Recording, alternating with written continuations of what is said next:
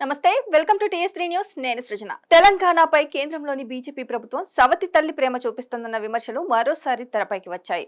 ఒకవైపు గుజరాత్లోని అహ్మదాబాద్ మెట్రో విస్తరణకు వేల కోట్ల రూపాయల నిధులు కేటాయిస్తూ గ్రీన్ సిగ్నల్ ఇచ్చిన కేంద్ర కేబినెట్ మరోవైపు దేశంలోనే వేగంగా అభివృద్ధి చెందుతున్న మహానగరాల్లో ఒకటైన హైదరాబాద్ మెట్రో విస్తరణ ప్రతిపాదనపై మాత్రం ఇంకా స్పష్టత ఇవ్వకపోవడంపై చర్చనీయాంశంగా మారింది. తాజాగా జరిగిన కేంద్ర కేబినెట్ సమావేశంలో అహ్మదాబాద్ మెట్రో రైల్ ఫేజ్ 2 ప్రాజెక్టుకు 2169.04 కోట్ల వ్యయంతో ఆమోదం లభించింది.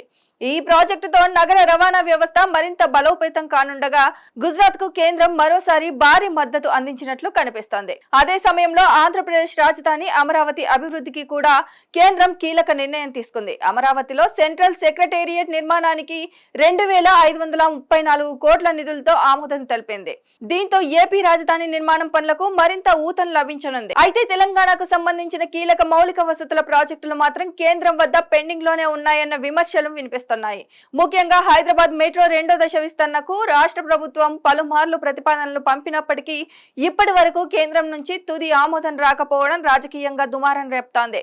హైదరాబాద్ వంటి అంతర్జాతీయ నగరానికి మెట్రో విస్తరణ అత్యవసరమని రాష్ట్ర ప్రభుత్వం ప్రజాప్రతినిధులు పదే పదే చెబుతున్నప్పటికీ కేంద్రం స్పందించకపోవడం పట్ల అసంతృప్తి వ్యక్తమవుతోంది.